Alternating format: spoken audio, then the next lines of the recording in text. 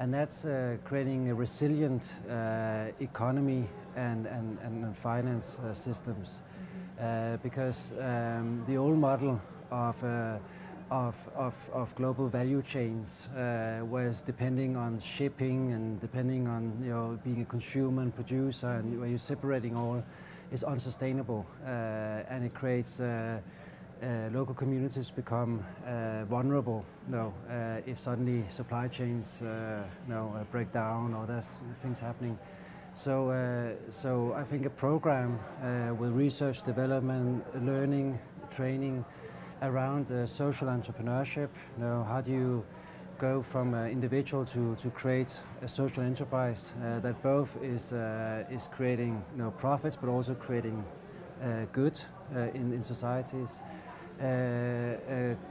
Looking at the creative industries and looking at the underground, saying so what is happening in the underground, and how can you make a living based on your talents as a DJ, as a creative person.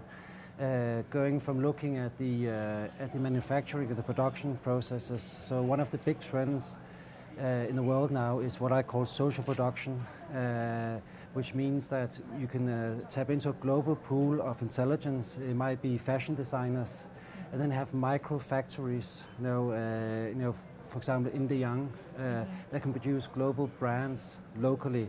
So instead of buying Prada or Gucci and getting shipped to the stores here, they're actually produced in the young in micro factories.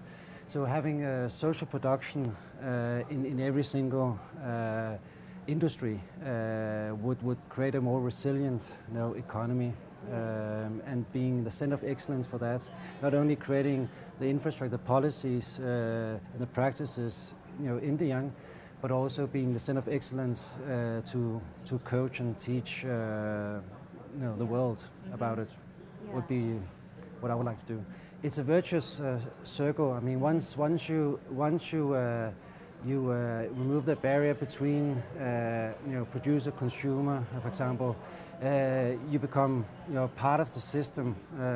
All of everyone is part of the system, and then it becomes a learning mechanisms where the consumer is not just somebody who just buys, but he also learns about how things work, and suddenly he becomes empowered to be part of creating stuff, right? So that will change the power structures in the whole system, and more towards people, which means that everyone will be empowered to do something. So it is a social vision that's behind ethical economy, but it's also an empirical based economy, meaning that this is what is happening, this is where the world is going, and we have the golden opportunity now to make it a reality, because as I said in the speech, there are obviously forces that have vested interest in the existing system that will want to somehow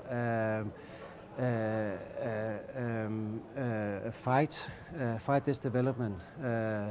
But if we can implement it quicker and accelerate this development, it will be the reality tomorrow.